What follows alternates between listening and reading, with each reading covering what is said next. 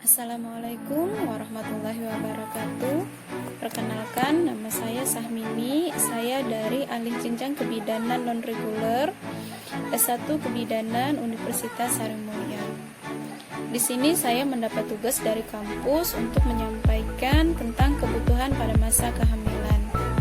Ya, kebutuhan pada masa kehamilan ini sangat penting, terutama pada kehamilan yang trimester pertama.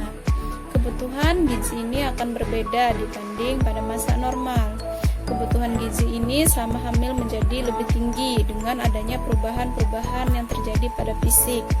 Selain itu, porsi makan ibu hamil pun akan bertambah, biasanya 2-3 kali lipat dibanding orang yang tidak hamil. Karena untuk menyiapkan selain buat dirinya, tapi dia juga menyiapkan untuk janinnya. Kebutuhan yang diperlukan oleh ibu hamil selama masa kehamilan itu yang pertama karbohidrat, di mana karbohidrat ini adalah sumber energi, bisa didapat dari tepung, beras, jagung, dan gandum. Yang kedua itu protein. Kebutuhan protein ini bisa kita dapat dari tempe, tahu, susu, ikan, daging, dan unggas.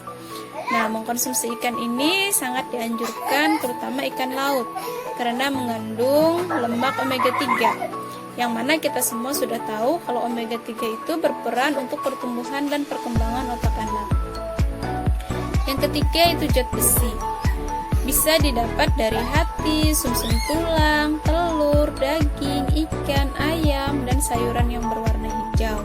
Nah, zat besi ini sangat baik untuk ibu hamil, karena selain dari obat, dari makan makanan sangat diperlukan, terutama makanan yang saya sebutkan tadi.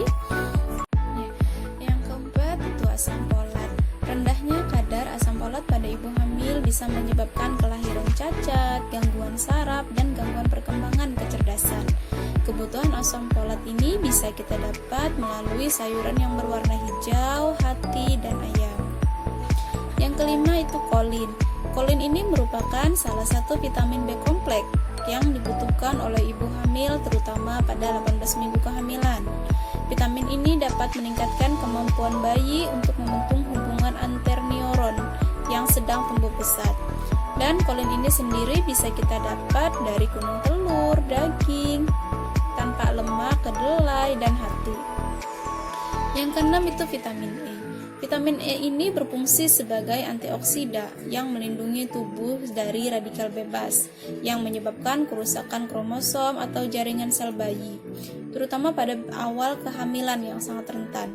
Vitamin E ini bisa kita dapat dari sayuran yang berwarna hijau, biji-bijian, kedelai, dan minyak jagung.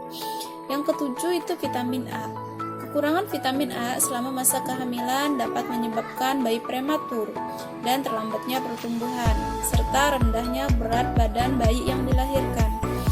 Dampak kekurangan vitamin A ini bisa kita cegah dengan mengkonsumsi misalnya seperti hati, susu, ikan laut, sayuran, dan buah-buahan yang berwarna hijau ataupun kuning. Yang kedelapan itu vitamin B1. Kekurangan vitamin B1 akan meningkatkan jumlah kasus kelahiran sebelum waktunya dan gangguan perkembangan pada janin.